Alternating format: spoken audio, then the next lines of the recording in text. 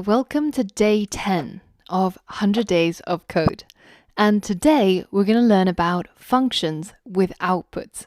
Previously, we've already seen the other two flavors of functions, a plain function and also functions with inputs. But in today's lessons, we're going to be using the skills that we've learned, and we're going to be extending our knowledge of functions to build a calculator app. I think at some point in every programmer's lives, they will have built a calculator app. So if that hasn't already happened to you, then today is your lucky day, because that's exactly what we're going to be making. So it's a simple text-based calculator, and we can start off by writing a number and then picking one of the operations: plus, minus, multiply, or divide. So I'm going to divide this by 2, and then it shows us the full calculation: 5 divided by 2 equals 2.5. And now we can continue calculating with the answer from the previous step, or we can type n to start a new calculation. Let me type y, and maybe I'll do 2.5 plus 6, and now I get 8.5. By the end of the lessons today, you'll have understood how functions really work, how you can use them to reduce redundant code, and how you can provide inputs to functions as well as providing outputs. Once you're ready, head over to the next lesson and let's get started. To begin, the first thing I want to talk about is more on functions. So we've already seen a couple of things that we can do with functions. The first thing I showed you was how to create a very simple bog standard function using the def, the name, the empty parentheses, and then the colon. And then within the body of the function, you can do a bunch of things which will be carried out every single time you trigger or call the function, like this. And the first type of function basically just helps you reduce the amount of code you have to write when you have instructions that you want to execute repeatedly. Now, the next type of function we saw actually had something inside the parentheses. And this something is an input which can be passed over when we call the function. So in this case, 1, 2, 3 is the argument which gets passed in to this parameter called something, and then it gets used within the body of the function. The second type of function, the functions which allow for inputs, gives us the ability to modify the code in the function and to get it to do something different each time depending on what input was passed in.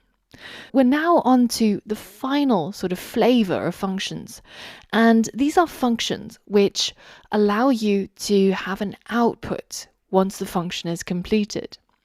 We start off with a simple function, and in this case you'll notice that even though I'm actually not giving it any inputs. The inputs and the outputs are completely separate from each other. So this is a normal function that you've seen many times now.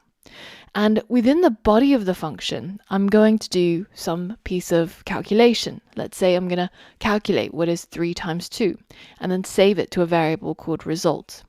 Now, once that's done, I can use the output keyword, which is return, and then after that keyword, I can put whatever it is I want to be the output of this function. So in this case, the output is the result.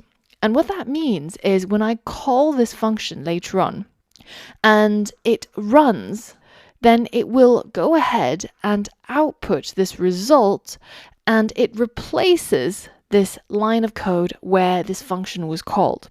Now, that result is held in the code where the function was called, and I could save it to another variable. Result, of course, equals 3 times 2, and that means this output now equals 6. So this is what the code might look like. Somewhere I would define my function which has an output, which you can tell by the return keyword. Now, at some other point in my code, I decide to call that function. And once that function executes, that return, or whatever is outputted, replaces the function call. And at the very end, it means this variable output will store whatever the output is. So in this case, output would be equal to 6.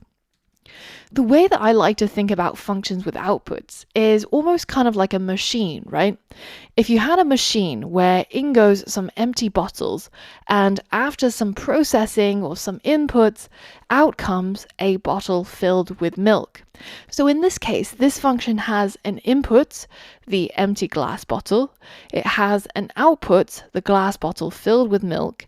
And in the middle, there's some processes or some code that's being executed to create this change. This ties together all the things that we've learned about functions. So now head over to the day 10 starting replit and go ahead and fork your own copy of it. Now, once you have your own copy of it, we're going to create some functions with outputs of our own.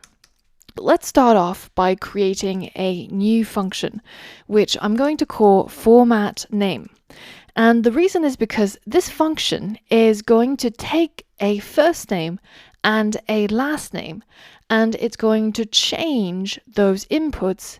Even if it was lowercase or if it was all caps, it's going to change it into title case. Something like this, where the first letter is capitalized in each word. To begin, I want you to create this function and then go ahead and add two inputs to it. One called fname, so first name, and another called lname, which is the last name. Pause the video and give that a go. Alright, so all we have to do to add inputs to our function is just to put the names of these parameters inside the parentheses. So now our function is able to take these parameters as inputs whenever this function gets called. The next step is we're going to convert these strings that gets passed in. So it could be something like this, all lowercase, it could be all capitalized, or it could be kind of random, right? Like some are capitalized, some are not, but we're going to make it all uniform. So all of these are going to end up like this. And to do this, we can search around in Google and you might come across a similar question in Stack Overflow. How do you convert a string to title case in Python? They have an example and it's trying to do exactly what we're trying to do. If we take a look at the answers, you can see that somebody is helpfully pointing to this title function. So you take a string and then you write .title, and then afterwards the string gets transformed and every word now starts off with a capital letter. And if you want to know more about how this title case works, then you can click on that link in title and then have a read through the Python documentation. Once you've read through that, go ahead and modify this fname and lname so that they end up being both in title case. Pause the video and give that a go. All right, so we want to go ahead and take this fname and then write a dot and then write title to convert it to title case. Once we've done that, then we're going to do the same with the lname. And if we go ahead and actually print these out, and of course, in order for the function to actually execute, we'll have to call the function. So I'm going to put two inputs in here. One, which is going to be just Angela all in lowercase. And then the second one is going to be Angela all in uppercase. And now when I run this code, you'll see that the result is they both get converted to title case. In essence, this part of the code becomes whatever the previous value of fname is converted to title case. You might have spotted already that this title function actually has an output. It returns a version of the string where each word is title cased. Instead of simply just printing this, we can also capture it inside a variable. Let's create a new variable called formatted fname and also formatted lname. Now, what's happening here is we are transforming this input fname, turning it into title case, and then once this function executes, it has an output. and that output replaces this part of the code, and then it gets stored inside this variable. Now we can go ahead and print the final version of our function, which is going to use an f string to take the formatted f name and then add a space and then print out the formatted L name, like this. Now, if I start out with my first name, but all in strange sort of casing, and then my last name in all caps, let's go ahead and hit run and see what happens. You can see that my first name gets converted to title case, my last name gets converted to title case, and then that result is stored in formatted f name, and this result becomes stored in this L name, and then they get printed and formatted, like so. Now, instead of printing this result out, we could also return it as well. In the same way that this title function returns the output, replaces this part of the code, we can also do the same with our format name function. So let's delete the print function and go ahead and use return instead. Now this formatted string becomes the output. And as we mentioned before, what happens with functions with outputs is this output replaces the part of the code where the function was called. Now, if this is the string that we want to print, then all we have to do is just to save the output, which replaces this part of the code, inside a variable like this. And then all we have to do is just go ahead and print that formatted string. As you can see, when I run the code, the same thing happens. Now you can, and you might have, alternatively, just taken this function call and put it straight inside the print statement. That works exactly the same way. And we can visualize this using Thonny. If I go ahead and paste everything we have inside the editor and go ahead and run debug, then we can step into and see what are the steps that happen. So the first thing when this line 6 gets executed is it tries to call this function, format name. So it passes in these two inputs, and we're now within the function where we have access to these two inputs, f name and L name. Now the formatted f name becomes the title case version of the first name, and the same thing happens with the last name. So we now have a formatted f name and a formatted L name, and that is what's going to be returned as the output. Now, once that's completed, that output replaces whatever was in between the print statement, which is where we called this format name function, and this is what gets printed into the console. As I mentioned before, we've actually already been using functions that we didn't create that have all of these functionalities, right? For example, the len function takes an input and has an output. The input is going to be a string, my name again. I seem to be really obsessed with my own name. So now this line of code is going to run this built-in length function, calculating the number of letters inside this input that we've given it, and then it's going to return the result as an output, which we can now capture inside a variable.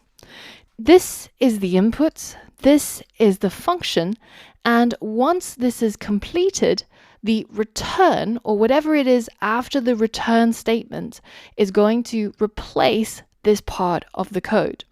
Then that result or output then gets stored inside this variable. So this return keyword is really the most important thing in order to create a function that has an output, because everything that comes after it is going to replace where the function was called. In the next lesson, we'll take a quick look at the return keyword in more detail. Specifically, let's see what happens when we have more than one return statement in the same function. All right, for all of that and more, I'll see you there. In the last lesson, we looked at functions that return some sort of value. We created a function called format name that returned a string. In this lesson, let's see what happens when a function has more than one return statement. When the computer encounters a line that has the word return on it, then it knows that this line is the end of the function. If I add a line of code after the return keyword, notice what happens when I run this code. It doesn't ever get executed. And this is because the return tells the computer that this is the end of the function and you should now exit the function. You can actually have multiple return keywords within the same function, and you can even have an empty return keyword, so just the return keyword without anything afterwards.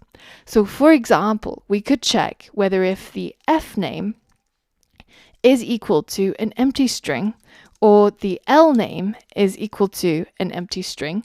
So in this case, it means that when we called format name, maybe we didn't give it any inputs. For example, let's say that instead of just calling the function as it is, we actually used the inputs function. So what is your first name and what is your last name? Now what happens is it'll ask us for a input, and it will take these two inputs and then call that function and return the formatted version to be printed. So now in this case, it's possible that we might have just not given it a first name or not given it a last name, and it probably shouldn't go through these lines of code. But at the moment, it's still running this function, trying to get the title case from the empty string and then printing it. And I can prove this to you by just adding an extra word in here. So again, empty first name, empty last name, and then it prints result, and then of course nothing. How can we get it to bypass the rest of the code if the user typed in an empty first name or last name? Well, we could use what I mentioned before, an early return. So we could just write return without anything afterwards, and this is going to escape the function. So it's basically going to terminate the function early. Now, this time, if I leave an empty first name and last name, you'll see it prints none, because there is no output from this to print. Now, of course, it's probably safer to actually return something that tells the developer what's actually going on, so we can give a meaningful message like return something like this. So this way we can catch the cases when something is not quite right and then exit our function instead of wasting time for it to continue working on something that we don't want it to do. We've covered a number of things in today's lesson, and I want you to combine this with your existing knowledge to tackle the challenge in the next lesson, to get to grips with this concept of functions with inputs and with outputs. Head over to the Replit Day 10.1 Days in Month coding exercise. Here you'll notice that I've copied over the isLeapYear function that we created a while back in another coding exercise. Now, the first thing I want you to do is to modify this function so that instead of printing leap year or not leap year, we're actually just going to return true if it is a leap year and false if it's not a leap year. Because we're going to be using that function in the next function that you're going to modify, which is a function that's going to tell you how many days there are in the month that you specify. So for example, if I was to call days in month and passing in the year as 2022 and the month as 2, then I should get an output of 28, as in there's 28 days in February 2022. This is the reason why we need to know about leap years, because in a leap year, there's actually 29 days in February. You're going to combine the output from this function as well as this list of days in the month in order to modify this function to output the number of days in a month when this line of code is called. It's really important that you don't change any of the code below, but you are going to modify this function and add more lines of code in it. Take a look at the hints if you get stuck, but otherwise, pause the video and give it a go. All right, so the first thing I'm going to do is I'm going to change each of these print statements so that it returns a Boolean instead. So this one should return true and this one should return true. Now, when it's not a leap year, I'm going to return false instead. This way, basically, when we call this function isLeap passing in a year, then we'll get the output as either true or false. So we can now use that inside our function days in month. But before we do that, we need to get some inputs. We need to know what is the year and what is the month the user is interested in. So that is going to be passed in using these positional arguments. We're going to ask the user to input a year and input a month, and then each of these pieces of data gets passed into here and here, which will end up inside our function ready for use. The first thing I'm going to check is if the year is a leap year. How are we going to do that? Well, we're going to use our function here, isLeap, passing in that year, and then the output will be checked using the if statement. Remember that the way that if statements work is that if something is evaluated to true, then it's going to carry out the line of code below. But if it was evaluated and it turned out to be false, then it's going to skip this line of code. So instead of using true or false, or if 3 is bigger than 2, we're going to use the function isLeap and pass in the year that we got as an input.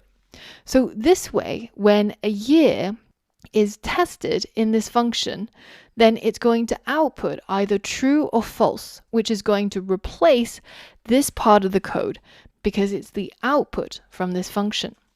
So now if that output is true, namely it is a leap year, then we're going to check if the month they were interested in was the month of February. So if the isLeap year is true and the month is equal to 2, well, in that case, then we're going to return 29 because there's 29 days in February in a leap year. If this is the case, then this function is going to end right here when it returns 29.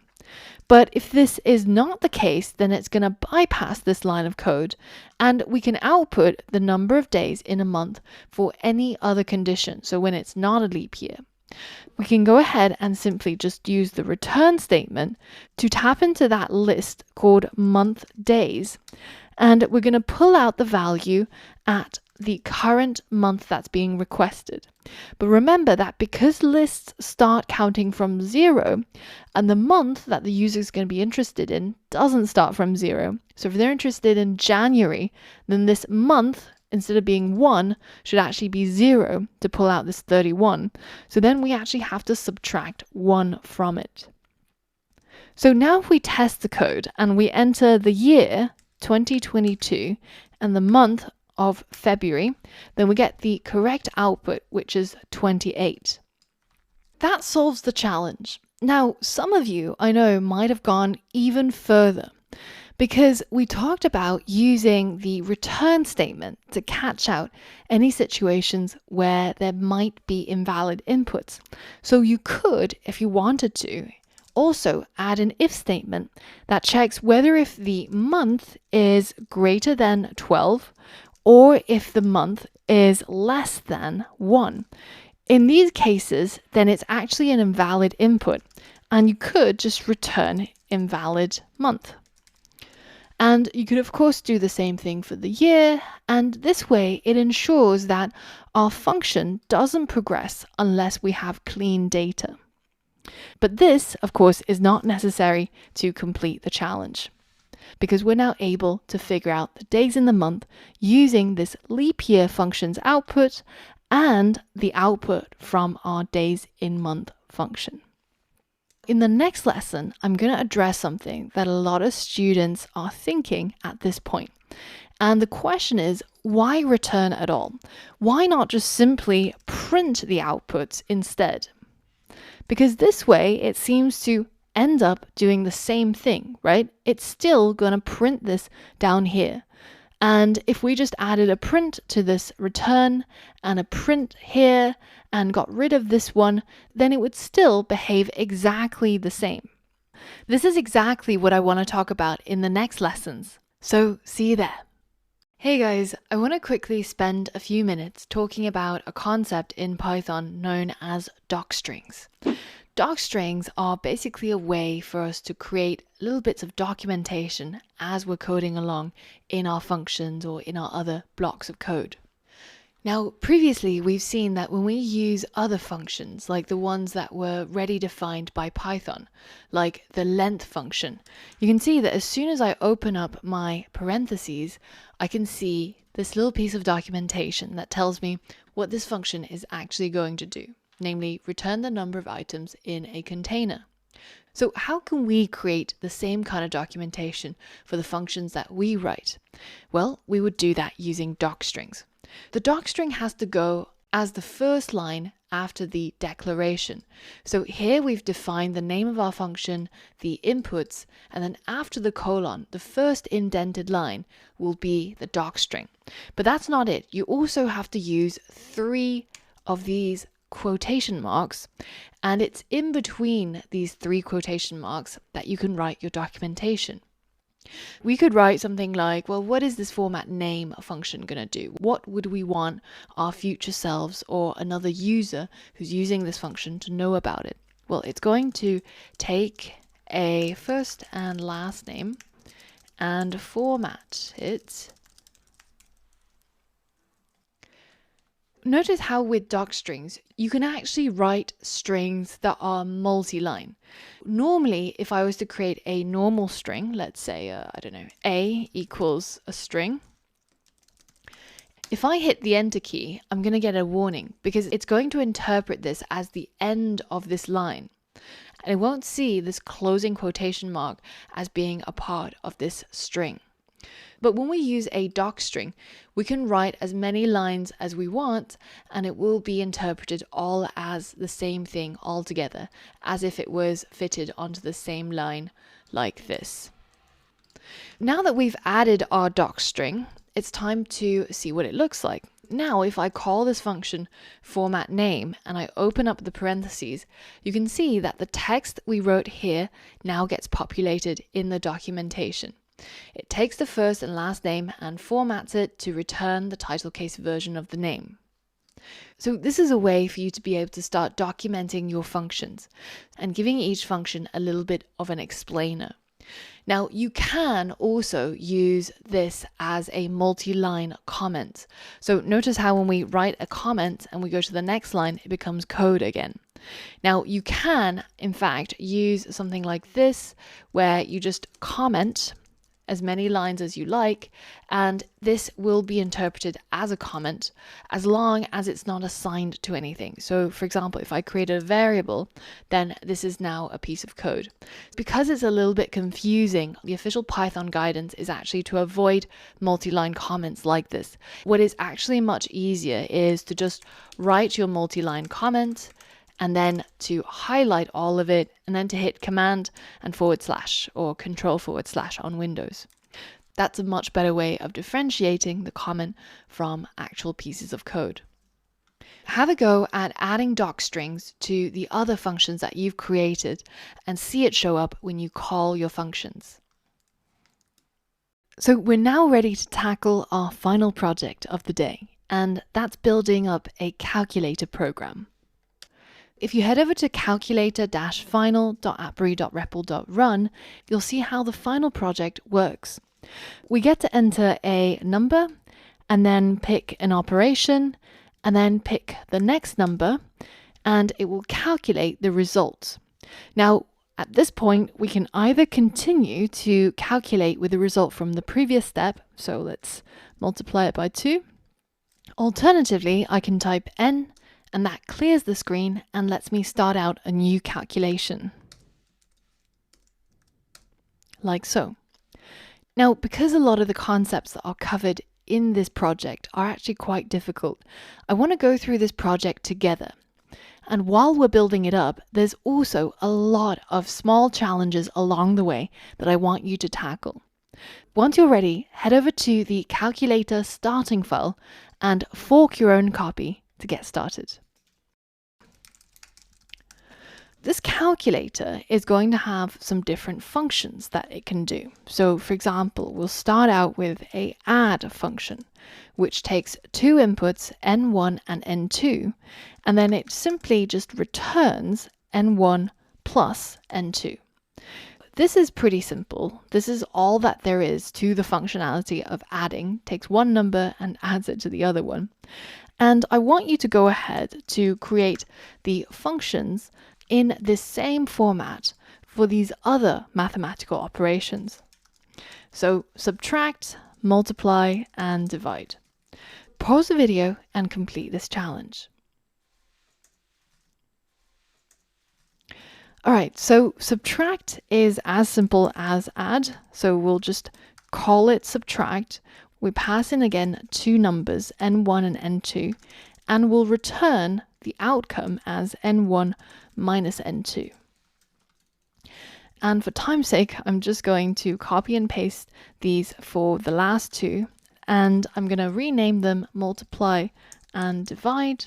And then when numbers are multiplied, we use the asterisk sign, and when number are divided, we use the /.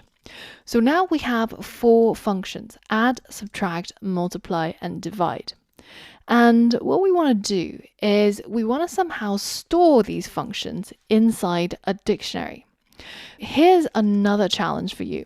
Can you create a dictionary where the keys are each of these symbols that we've used to add or subtract or multiply, and the values are just the names of the functions? So pause the video and try that now. All right, let's go ahead and create this dictionary. Now we start out, of course, with a set of curly braces, and as I mentioned, each of the keys are going to be the symbols for the operations, and the values are going to be the names of the functions.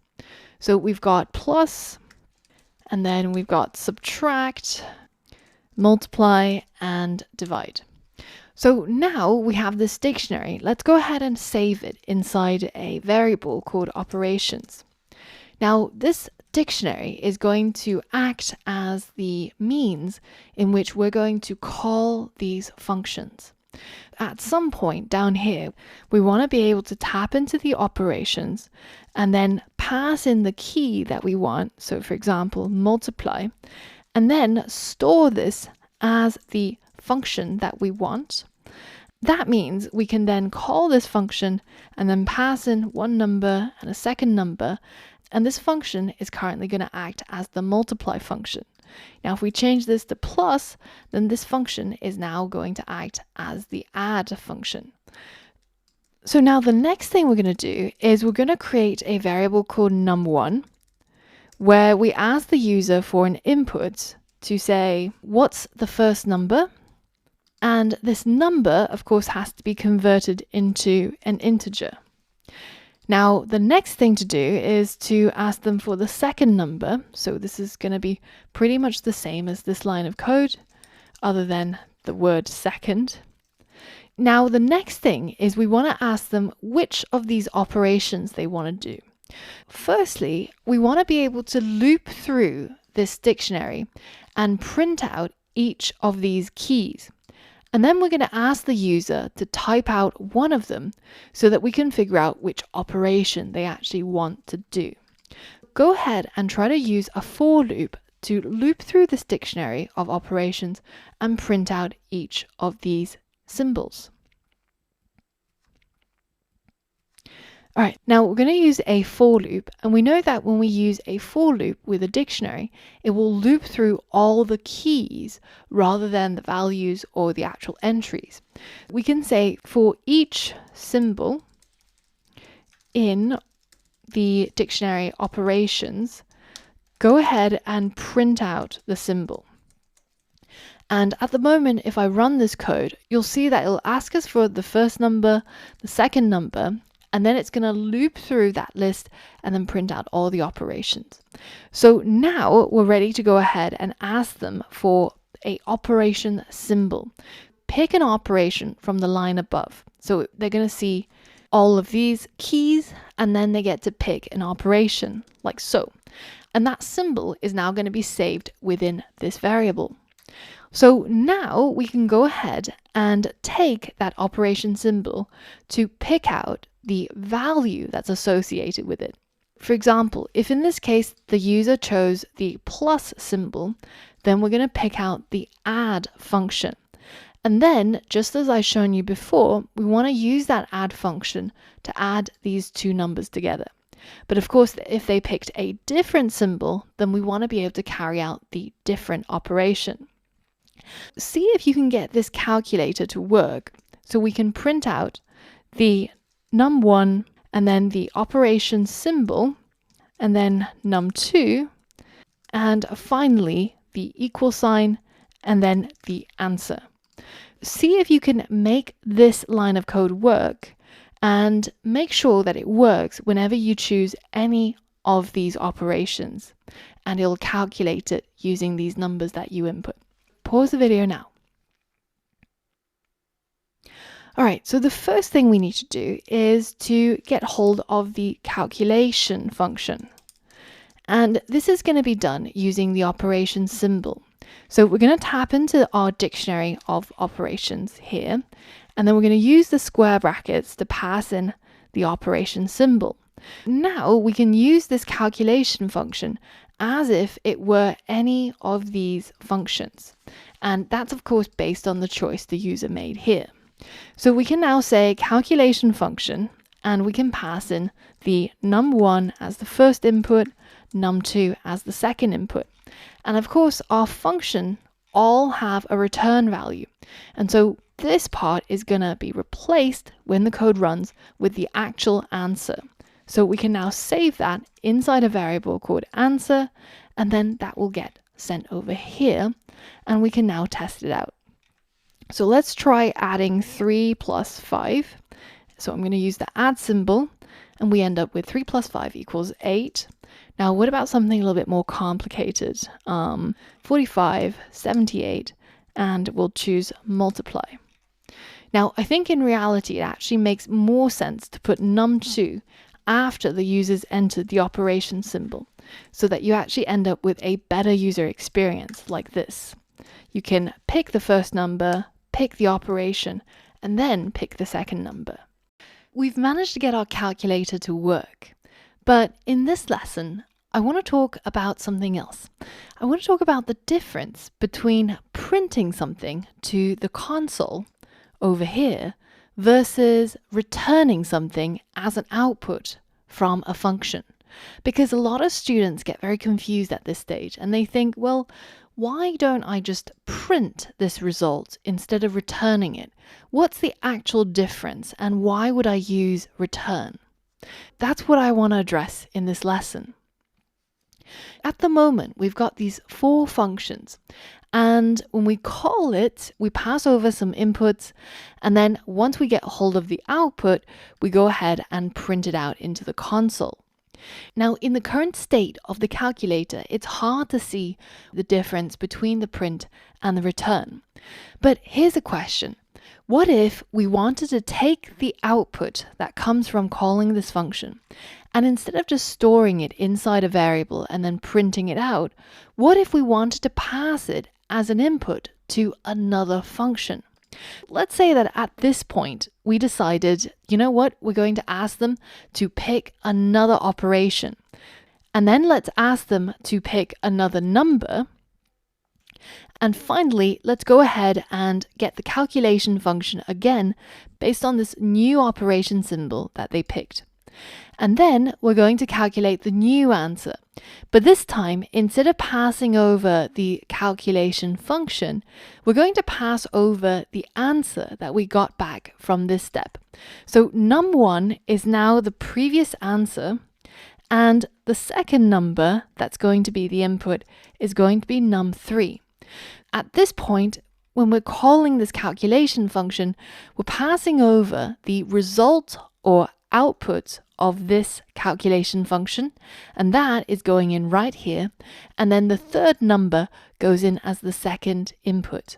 What basically has happened here is I've taken the output from this function. So in fact, I could replace this answer with this output, And I've taken that as the first input into the calculation function, and then num3 as the second input, and then I'm using all of this in order to get the answer.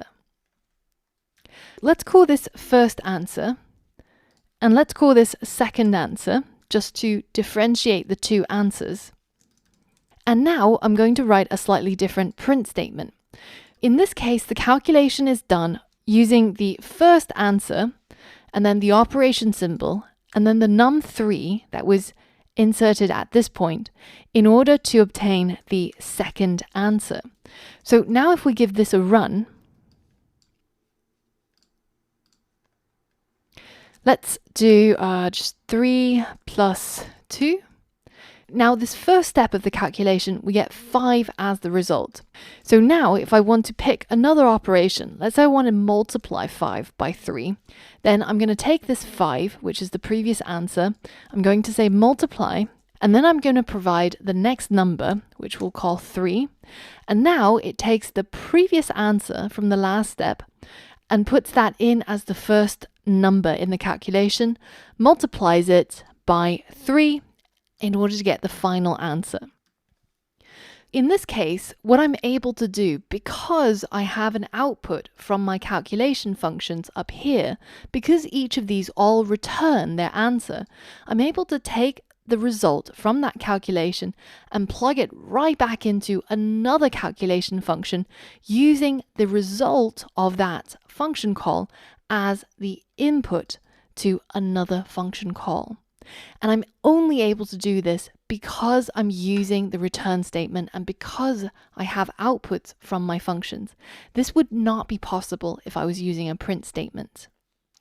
In the next lesson, we're going to reorganize our code and introduce a while loop so that we can continue making as many calculations as we want to. In the last lesson, we made it possible to reuse the result of the first calculation. The answer for the first calculation became our input for the next calculation, allowing us to chain the calculations together. However, this created quite a bit of repetition in our code, and it limits our user to just 2 calculations. Let's allow our user to chain as many calculations as they want to.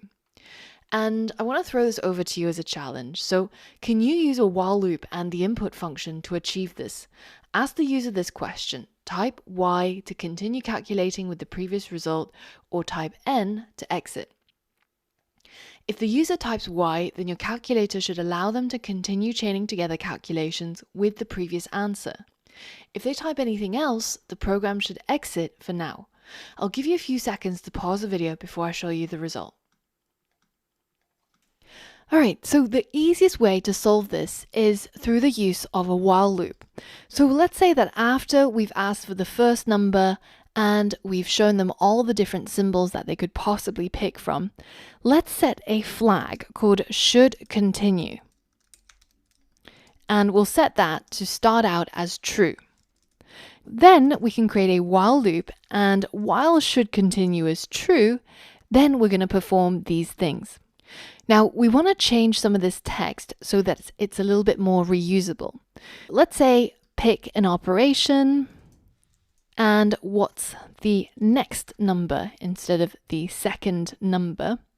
So now we have a first number, we have a operation, we have a second number, and then we pick out the function from that dictionary of operations and we get our answer. So I'm going to change this back to answer. And we're passing in num1 and num2 into the calculation function.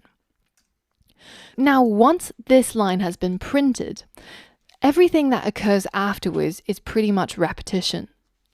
And instead, we're going to ask the user to type Y to continue calculating with the answer from the previous step. Let's make that an F string and let's check what this is actually equal to. So remember that the input function is also a function that has an output, which is a little bit Zen, but the output of this function is whatever the user typed in. So if they typed in Y, then this part is going to become Y. That's where we're going to check. So we're going to check if the result of the input from the user is equal to y, then in that case, that means we should continue and it should repeat back. But when it loops back, we want to make sure that num1 is equal to the answer from the previous step. So we can say if this is true, then num1 is going to be set to equal the answer. But on the other hand, else, if they typed anything else, so we could say maybe type y to continue calculating with answer, or type n to exit. So now if they type y, then the answer is going to be set as the num1 back at the start of this while loop, so that this num1 becomes the answer from the previous step. But if they typed n, then we want this while loop to end. So we're going to change the flag should continue to false. So now let's give that a run. Let's say the first number is 5. Then we're going to add 3 to 5, and then we're going to type y to continue. So now we get to pick another operation. So let's multiply 8 by 2, and we get the result from the next step. And we can actually keep going until we're basically done, right? So we can take the 16 and we can divide it by 4. But if we type n, on the other hand, then our program ends and we see the prompt once more. And that's the solution to the challenge. But it's a little bit sad to just exit, right? Because with a calculator, more often than not, what you want to do is to start a fresh calculation where you get to determine the first number and the second number once more. If the user didn't want to exit, but if they wanted to start a new calculation, then how can we get them to go back all the way up here so that they provide the num1 as a fresh input? This is a little bit tricky, and in programming, this concept is known as recursion. It's basically the idea that you could have a function that calls itself. So let's define a new function called calculator. And this function takes no inputs and has no outputs. But all of this code that we've got here so far is inside the calculator function. To begin, when we start, we have to call the calculator function in order for it to find the place where this function was defined and to actually carry out all of these instructions. Now, the next thing we get to do is a little bit interesting, because when the user types no, and says that they don't want to continue calculating with the previous answer, but instead they want to start a new calculation, what we want to do, instead of just exiting the while loop, we want to call the calculator function. Because what this is going to do is it's basically going to take us all the way back up to the beginning where we get to enter a new input again. And remember that once you reach the end of a function, everything gets reset to the beginning. So should continue becomes true again, and this while loop will continue working. So let's try running this new version. We performed a calculation, and now we want to start a new calculation. So I'm going to type n, and now I get to again define the first number again. This recursion basically happens because we're calling this calculator function within the calculator function. Essentially, the code runs and runs and runs until it reaches here. And if these conditions are met and this calculator function is called, then it goes and finds the calculator function in order to call it once more.